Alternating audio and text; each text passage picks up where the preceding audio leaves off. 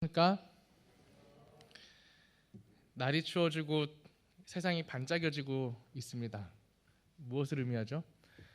올 한 해가 다 가고 있다라는 것을 느낄 수 있는 때인 것 같습니다. 길거리를 걸어 다니다 보면은 반짝반짝 이제 크리스마스 한 줄 앞두고 있는 크리스마스 분위기를 벌써 내고 있는 곳이 많이 있더라고요. 2019년 이 맞춰져 가는 이 시기에 저희들의 마음과 저희들의 신앙의 걸음이 더욱더 하나님께 걸어 나아갈 수 있는 저희들의 신앙의 모습으로 잘 마무리되어지길 간절히 소망합니다. 제가 연말 해가 맞춰가는 이때에 무엇을 설교하면 좋을까, 어떤 말씀을 묵상해 볼까를 고민하다가 히브리서에 있는 말씀들을 함께 묵상하고 연구해 봐야 되겠다 결심하였습니다. 히브리서가 어떤 책이죠? 히브리서 하면 몇 장이 제일 떠오르십니까? 11장. 무슨 장이요? 믿음 장이요. 그 외에 다른 장들에 대해 혹시 묵상하시고 아시는 내용 있으신가요? 사실 잘 모릅니다. 그렇죠? 저도 히브리서 하면은 11장이 제일 기억에 남고 11장에서 가장 큰 감화를 받았던 것 같습니다. 그러나 저희들은 11장 외에도 히브리서 1장부터 기록되어 있는 말씀들을 통하여서 앞으로 몇 주간의 기간을 통해 히브리서 전체를 다 다루진 못하겠지만 그래도 중요한 핵심 주제들을 가지고 하나하나 언급하며 다뤄볼까 합니다. 그 첫 번째 시간으로서 오늘은 천사보다 우월하신 그리스도라는 제목으로 함께 말씀을 나누려 합니다. 히브리서의 저자는 누굴까요? 히브리서를 기록한 사람? 제가 여기 바울이라고 기록해놨습니다. 그런 사실 히브리서는 누가 기록해놨는지 정확하게 아직까지 밝혀지진 않고 있습니다. 많은 신학자들이 히브리서는 뭐 아볼로가 썼다, 누가가 썼다, 실라가 썼다라는 등의 저작서를 이야기하기도 하지만 대부분 많은 교파에서는 그리고 또 저희 안식일교회에서는 바울이 기록했음을 믿고 있습니다. 그러나 초기 교회 신학자 중 한 명이었던 오리게네스라는 사람은 이 히브리서는 누가 기록했는지 진실로 하나님 외에는 모른다라고 하는 연구 주제로 이렇게 발표한 적도 있습니다. 그러나 저희는 누구로 알고 있으면 된다고요? 바울, 히브리서는 바울이 쓴 것으로 생각하시면 됩니다. 히브리서가 기록됐던 당시의 배경은 어떠하였을까요? 제가 앞에 이렇게 간략하게 적었는데 글씨가 혹시 보이십니까? 잘 안 보이시죠? 제가 좀 더 크게 했었어야 되는데 배경은 초기 기독교의 배경은 그렇게 크게 박해가 없었던 때였습니다. 종교 허용 정책으로 인해서 어려움이 크게 없었던 때였지만 AD 64년 이후부터는 로마 황제가 기독교를 편협한 종교로 이제 취급을 하면서 그로 인해 많은 박해들이 가해졌던 때였습니다. 히브리서가 기록됐던 당시가 바로 그 큰 고난을 당하던 시절이었음을 저희는 생각하시며 말씀을 묵상하시면 더 은혜를 받을 수 있을 것 같습니다. 그래서 히브리서의 기록 목적은요, 크게 두 가지로 이렇게 나눌 수 있는데요.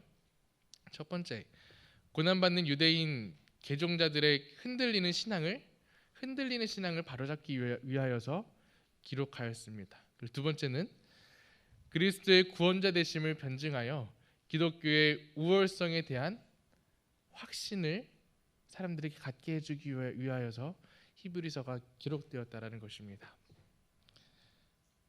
그래서 이러한 배경과 이러한 주제를 가지고 히브리서 전체의 주제는요, 그리스도의 우월성과 믿음을 통한 구원, 창조주 그리스도께서는 피조물들과는 비교할 수 없이 뛰어난 분이시다라는 것이 주제입니다. 이 점을 인정하고 그에 대한 믿음을 굳게 할 때에 어떠한 박해도 극복할 수 있다라고 하는 것이 히브리서의 전체 주제 중 하나입니다. 하나님의 위대하심을 알리고 그 위대하심을 믿었을 때에 지금 로마 황제로 인해서 받고 있는 그 큰 고통들, 환난들은 이길 수 있고 극복할 수 있는 것이라고 하는 그 기별이 담겨 있는 책이 히브리서라는 겁니다. 그래서 저희들이 이 히브리서를 통해서 배웠음 하고 배우고자 하는 것은 우리를 위협하고 유혹하는 많은 세상의 우상과 세력들 앞에서 그리스도인이 믿고 따라야 할 진리의 기준은 오직 예수 그리스도밖에 없음을 저희들이 이 히브리서 연구를 통하여서 함께 깨닫고 또 느끼게 되는 귀한 시간들이 되었으면 좋겠습니다. 천사보다 우월하신 그리스도, 히브리서 1장에서부터 2장 4절까지 있는 말씀을 오늘 함께 살펴볼 것인데요. 이 제목을 들으셨을 때 어떠한 느낌을 받으셨습니까? 천사보다 우월하신 그리스도 예수, 그리스도. 이 제목을 들으시면서 당연하다. 천사보다 그리스도가 우월하신 게 당연하지 라는 마음이 드셨습니까? 아니면 새로운 깨달음을 얻으신 것 같은 느낌, 아니면 신기하고 놀랄만한 마음을 혹시 마음에 가지셨습니까? 아마 여기 계신 대부분의 성도님들은 이 문장을 보면서 이상하다 라거나 놀랍다라거나 생각하시는 분은 아마 없으실 것입니다. 저희는 이미 당연히 천사들보다, 피조물들보다 하나님이 그리스도가 우월하시고 위대하시다라는 것을 다 알고 있기 때문입니다. 그러나 히브리서의 수신자가 되었던 그때 당시의 유대인들 사이에서는 이 주제는 아주 놀랄만한 주제였습니다. 천사보다 우월하신 그리스도라고 하는 이 주제는 그들에게는 굉장히 놀랄만한 주제였습니다. 그들은 많은 박해로 인해 신앙의 중심되어야 되는 하나님, 그리스도에 집중하지 못한 신앙을 하고 있었습니다. 그러다 보니 그들이 지켰어야 되는 율법도 하나하나 지키지 못하고 하나님의 율법을 점차 잃어가고 있었던 때였습니다. 그런 모습들을 주변 사람들이 보고서는 기독교인들을 향해, 그리스도인들을 향해서 율법을 지키지 않는다고, 지켜야 되는 너희들이 율법을 지키지 않는다고 더욱더 극심한 핍박이 있었던 때였습니다. 그러다 보니 그리스도인들의 신앙이 어떻게 변해갔겠습니까? 점점 그 고통들을 이기지 못하고 점점 더 신앙에서 떠나는 것입니다. 중심에 됐어야 되는 하나님을 잊어버리게 된 것입니다. 그러면서 그들이 빠지게 된 것이 있는데 그것이 바로 신비세계, 신앙의 신비세계에 그들이 집착하고 집중하게 됩니다. 신비한 이적, 기적과 같은 일, 신비한 상황들에 그들의 관심이 모여들기 시작했습니다. 하나님이 아닌 일어나는 현상들의 말입니다. 그러다 보니 그들이 결국 빠지게 된 신앙은 천사 숭배하는 일에 그들이 빠지게 됩니다. 그때 당시 유대인들은 천사와 예수님 이 두 인물을 비교하여 이렇게 설명해 보라 하면은 그들이 정의하기로는 천사는 영화로운 존재다 라는 생각을 가지고 있었고, 예수님은 그들 머릿속에는 고난을 당하고 십자가에 죽은 비참한 분이다 라고 그들의 머릿속에 인식되어 있었다는 것입니다. 그러니 저희들에게는 어쩌면 당연하다 생각되어지는 천사보다 우월하신 그리스도라고 하는 이 주제는 그때 당시 유대인들에게는 굉장히 놀랄만한 사실이었고 기별이었음을 저희는 생각하고 말씀을 묵상하면 더 은혜로울 것 같습니다. 우리는 천사보다 그리스도 예수님이 더 우월하시다는 것을 지식적으로든 마음으로든 이미 잘 알고 믿고 있습니다. 사실 그렇기에 오늘 이 본문의 말씀이 저희들에게 큰 감화가 없을 수도 있습니다. 그러나 우리들에게도 이 말씀이 중요하고 꼭 필요한 이유는 오늘날에도 여전히 진행 중인 선과 악의 대쟁투 속에서는 사단은 천사를 통해서가 아니더라도 저희들이 신앙의 중심인 하나님을 잊어버리게 하며 하나님 외에 천사, 다른 것들을 그 자리를 채우고자 노력하고 있는 때를 살아가고 있기 때문입니다. 저희들의 신앙에 하나님을 잃게 만들고 그 가운데 이제 돈을 숭배하게 만들고 높은 지위를 향해 달려가는 높은 지를 숭배하게 하고 핸드폰, 인터넷 등등 하나님 외에 의존할 수 있을 만한 많은 것들을 저희들의 마음속에 넣어놓고 하나님보다 더 중요한 것들을 이 세상에 만들고 있기 때문입니다. 그렇게 저희들은 오늘의 이 말씀 그리스도가 얼마나 우월하신 분인지에 대해 묵상하고 또 그 말씀을 통해 우리의 구원자 되시는 주 예수 그리스도를 저희들의 신앙에 저희들의 삶 한가운데로 다시 모실 수 있는 귀한 말씀을 묵상 시간이 되기를 간절히 소망합니다. 함께 말씀을 보시도록 하겠습니다. 히브리서 1장 1절부터 3절까지 있는 말씀입니다. 이 앞에 있는 글씨가 잘 보이시지 않는 분은 성경책을 펴서 함께 보아주시면 감사하겠습니다. 제가 천천히 낭독하도록 하겠습니다. 옛적의 선지자들을 통하여 여러 부분과 여러 모양으로 우리 조상들에게 말씀하신 하나님이 이 모든 날 마지막에는 아들을 통하여 우리에게 말씀하셨으니 이 아들을 만유의 상속자로 세우시고 또 그로 말미암아 모든 세계를 지으셨느니라. 이는 하나님의 영광의 광채시요 그 본체의 형상이시라. 그의 능력의 말씀으로 만물들을 붙드시며 죄를 정결하게 하는 일을 하시고 높은 곳에 계신 지극히 크신 이의 우편에 앉으셨느니라. 이 말씀을 한 절 한 절 찬찬히 더 살펴볼까 합니다. 1절에 나와 있는 여러 부분과 여러 모양, 옛적의 선지자들을 통하여서 여러 부분과 여러 모양으로 조상들에게 말씀하신, 여기서 나타나는 여러 부분과 여러 모양은 여러 시기와 다양한 방법들을 의미하는 문장입니다. 그래서 옛적의 선지자들을 통하여서 여러 시기와 다양한 방법으로 우리 조상들에게 말씀하신 하나님이 라는 문장을 해석하시면 될 것 같습니다. 그리고 2절에 이 모든 날 마지막에는 이라고 파란색으로 되어 있는 저 문장은 구약 시대가 끝이 나고 그리스도의 오심을 통한 새로운 시대를 의미하는 문장입니다. 즉 신약 시대를 의미하고 있는 문장입니다. 신약 시대를 맞이하여 아들을 통하여 우리에게 말씀하셨으니 이 아들은 만유의 상속자다. 세상을 다스리는 권세를 받은 자다. 라고 그리스도에 대해서 설명하고 있는 것입니다. 그로 말미암아 모든 세계를 지으셨느니라. 3절입니다. 이는 하나님의 영광의 광채시요 그 본체의 형상이시라. 그리스도 예수는 눈으로 보는 대로 만물을 붙드시고 정결하게 하시는 높은 보좌 위에 계신 하나님이다. 그리스도다. 라는 것을 말씀 속에서 말해주고 있는 것입니다. 눈에 보이시는 하나님 그 자체라는 것이죠. 이 말씀들을 통하여서 저희는 예수 그리스도가 어떤 분인지에 대해서 알 수 있는 것입니다. 첫 번째로 예수 그리스도는 하나님의 계시의 마지막 증거자이자 모든 계시의 완성자 되심을 저희는 이 본문을 통해서 알 수 있습니다. 하나님의 계시의 마지막 증거자이며 계시의 완성자, 그리고 또 하나님은 세상을 창조하신 분임을 또 알 수 있고요. 온 세상을 다스릴 권세를 받으신 분으로 알 수 있습니다. 눈에 보이시는 하나님으로서 성부 하나님과 그의 영광과 권세가 동일한 분으로 그리스도 예수를 설명하고 있고요. 말씀의 능력으로 만물을 만드시고 유지하며 운행하시며 인간의 죄를 용서하심으로 구원을 베푸시는 분으로 그리스도 예수를 표현하고 있습니다.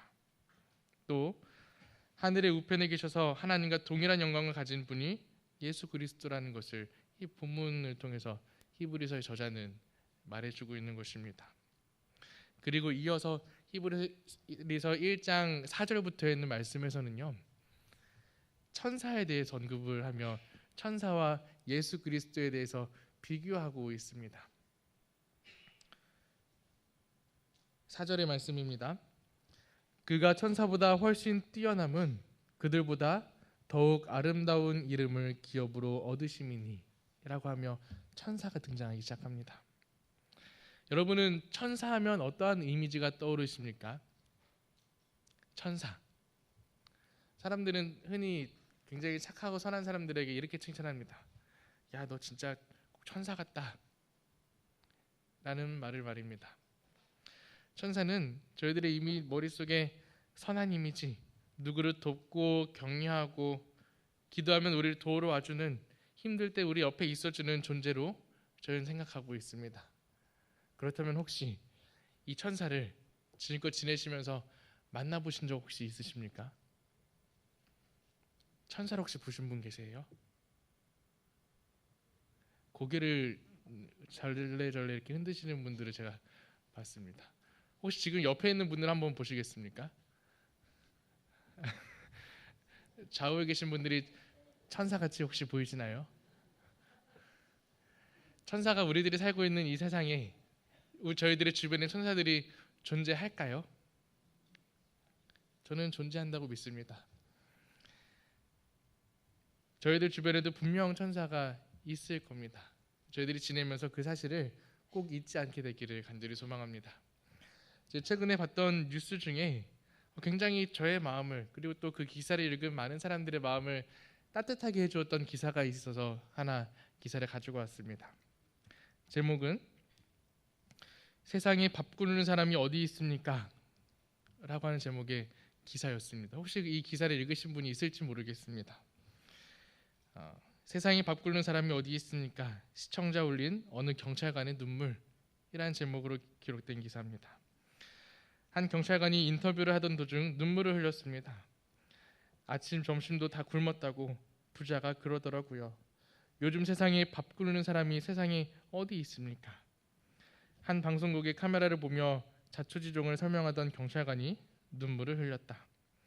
지난 10일 절도 사건 신고를 받고 출동한 이 경위는 절차에 따라 범행 동기 등을 묻던 중 사과 6개와 우유 2팩 등을 훔친 30대 남성이 임대 아파트에서 홀 어머니와 두 아들들을 데리고 사는 기초생활수급자라는 것을 알게 되었다. 남성이 택시기사 일을 했지만 당뇨와 갑상선 질병으로 6개월 전쯤 일을 중단해 수입이 전혀 없는 상황이었다는 것도 알게 되었다. 몸을 덜덜 떨던 남성 옆에는 12살 아들이 함께 서 있었다. 사연을 접한 마트 측이 처벌을 원치 않는다라고 밝힘에 따라 훈방 조치를 결정한 이 경위는 이들 부자를 집으로 돌려보내기 앞서 인근의 한 식당에 데려가 따뜻한 국밥 한 그릇씩을 시켜줬다. 이번 사연은 마트의 선처와 쌀, 생필품 지원 결정 외에 국밥집까지 따라와 현금 20만 원이 든 봉투를 부자에게 건네고 재빨리 사라진 신원 미상의 한 남성도 등장해 훈훈함을 더했다.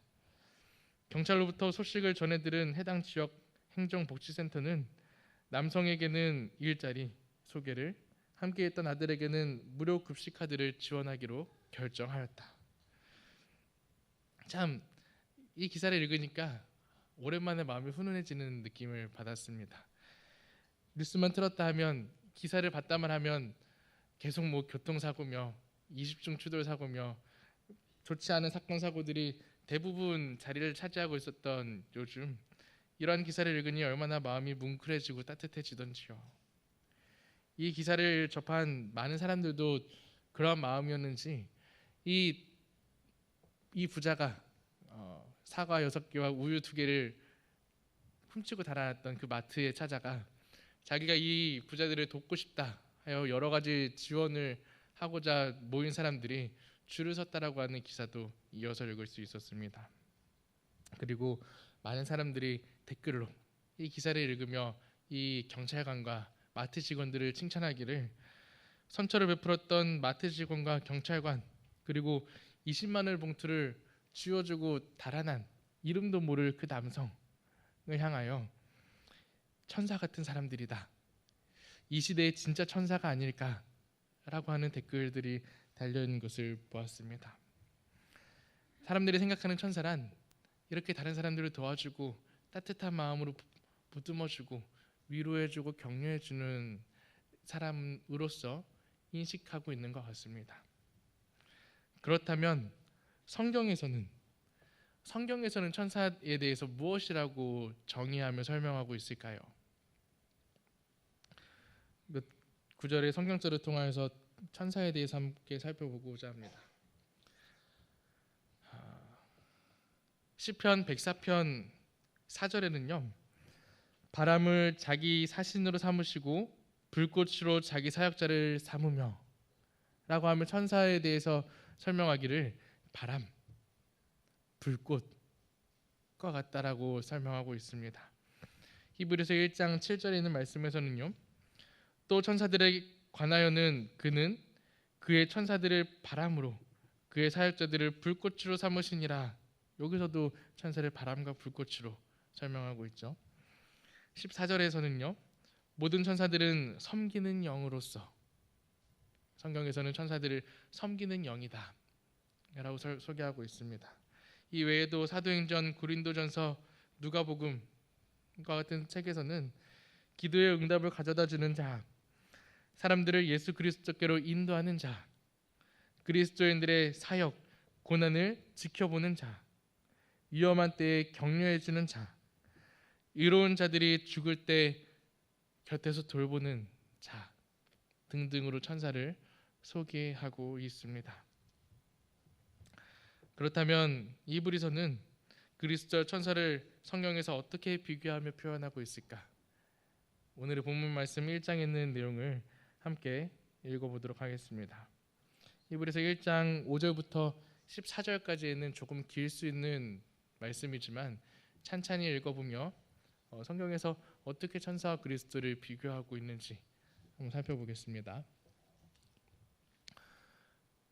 하나님께서 어느 때에 천사 중 누구에게 너는 내 아들이라 오늘 내가 너를 낳았다 하셨으며 또 다시 나는 그에게 아버지가 되고 그는 내게 아들이 되리라 하셨느냐. 또 그가 맏아들을 이끌어 세상에 다시 오게 하실 때에 하나님의 모든 천사들은 그에게 경배할지어다 말씀하시며 또 천사들에 관하여는 그는 그의 천사들을 바람으로 그의 사역자들을 불꽃으로 삼으시느니라 하셨으되 아들에 관하여는 하나님이여 주의 보좌는 영영하며 주의 나라의 규는 공평한 규이니이다. 주께서 의를 사랑하시고 불법을 미워하셨으니 그러므로 하나님 곧 주의 하나님의 즐거움의 기름을 주께 부어 주를 동료들보다 뛰어나게 하셨도다 하였고 또 주여 태초에 주께서 땅의 기초를 두셨으며 하늘도 주의 손으로 지으신 바라. 그것들은 멸망할 것이나 오직 주는 영존할 것이요 그것들은 다 옷과 같이 낡아지리니 의복처럼 갈아입을 것이요 그것들은 옷과 같이 변할 것이나 주는 여전하여 연대가 다함이 없으리라 하였으나 어느 때에 천사 중 누구에게 내가 원수로 내 발등상이 되게 하기까지 너는 내 우편에 앉아 있으라 하셨느냐. 모든 천사들은 섬기는 영으로 구원받을 상속자들을 위하여 섬기라고 보내심이 아니냐. 이 말씀을 통하여서 이 히브리서의 저자는 천사와 그리스도의 자리에 대해서 명확하게 설명해 주고 있습니다. 어떻게 이 말씀을 통해 저희는 하나님이 그리스도가 천사보다 우월하시다라고 하는 그 말씀에 확신이 더욱 서졌습니까? 그리고 저희들은 이 말씀을 읽으며 예수님의 우월하심을 묵상할 때 가슴에 벅차오름과 감동되는 마음이 혹시 있으셨습니까? 이 시간 저희 마음속에 그리고 또 히브리서를 묵상하는 이 기간 동안 하나님의 우월성에 대해서 그리스도의 우월성에 대해서 저희들이 더욱더 알아갈 때마다 저희들의 마음속에 감동과 그리고 가슴 벅차오름이 많이 느껴질 수 있게 되길 소망합니다. 그런 마음이 부족하다 느껴지신다면은 하나님께 그런 마음 허락하여 달라고 간절히 기도하는 저희 모두가 되었으면 좋겠습니다. 우리에게 있어서 예수 그리스도의 뛰어나심을 묵상할 때에 우리 마음에 감동이 있어야 하는 이유는 무엇입니까? 가슴에 벅차오름을 느끼게 되는 이유는 무엇입니까? 그것은 바로 이 예수 그리스도가 우리의 구원자 되시기 때문입니다. 우리를 죄에서 구원해 주실 분, 구원자 되시는 분의 능력이 우월함과 그의 존재의 우월성을 저희들이 느낄수록 저희들이 시험 속에서 어려움들 속에서 더욱더 굳세게 이겨나갈 수 있으리라 확신합니다. 그렇게 저희는 히브리서를 공부할 때마다 그 속에서 그리스도의 우월성을 발견할 때마다 감사하는 마음 가지며 하나님께 아멘 하시고 기도하시는 저희 모두가 되기를 간절히 소망합니다. 2장 1절에 있는 말씀을 읽고 오늘의 말씀을 마칠까 합니다. 2장 1절에 있는 말씀입니다. 그러므로 모든 들은 것을 우리가 더욱 간절히 삼갈지니 혹 흘러 떠내려갈까 염려하노라. 죄송합니다. 다시 읽겠습니다. 2장 1절입니다. 그러므로 우리는 들은 것에 더욱 유념함으로 우리가 흘러 떠내려가지 않도록 함이 마땅하니라 라는 2장 1절에 있는 말씀입니다. 1절의 말씀에서 말하고 있는 우리의 들은 것은 무엇을 의미하겠습니까?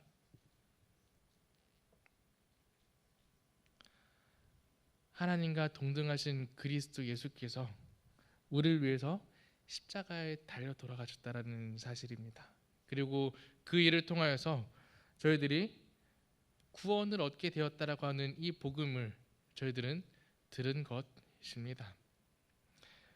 엘렌 화이트이 설명하기를 이 구원에 대해서 말하기를 이 구원은 율법과 같이 의에 이르지 못할 구원이 아니라 우리의 행위에 상관없이 오직 하나님의 은총으로 주시는 실제적인 구원이기에 천사의 율법과는 비교할 수 없이 큰 구원이다 라고 엘렌 화이트는 기록하였습니다. 그들은 들은 모든 것을 간절히 삼가라고 하는 이 본문의 말씀처럼 우리가 더 많이 주의하여 우리에게 있는 이 복음의 말씀이 그리고 우리 마음속에 있어야 하는 구원을 주신 그리스도 예수가 우리의 마음속에서 우리의 삶 가운데에서 흘러 떠내려가지 않을 수 있도록 염려하며 우리들의 신앙을 잘 지키는 저희 모두가 되기를 간절히 소망합니다. 그리스도인은 예수님을 믿고 그 말씀을 진리로 삼아서 순종하며 살아가는 사람들입니다. 하지만 살아가다 보면 예수님에 대한 의식 없이 신앙의 습관과 생활에 만족하는 경우가 참 많습니다. 이러한 이유로 주를 위해 바쁘게 살고 힘들게 살면서도 정작 내 마음에는 우리의 마음에는 예수님으로 인한 기쁨과 감사함의 충만함이 없을 때가 많습니다. 예수님은 하나님의 보내신 자를 믿는 것이 하나님의 일이다 라고 요한복음에 말씀하셨습니다. 예수님을 깊이 생각하고 그의 말씀을 묵상하는 것이 그 어떠한 일을 하는 것보다 주께 영광 돌리는 일이 될 수 있음을 저희들은 꼭 기억하게 되기를 간절히 소망합니다. 신앙의 신비는 결코 저희가 알지 못하는 지식과 통로에 있지 않습니다. 말씀 속에서 예수님과 깊이 있게 만나며 기도 속에서 예수님과 대화할 그때에 바로 그곳에서 하나님의 영광과 형체를 저희들은 보게 될 것입니다.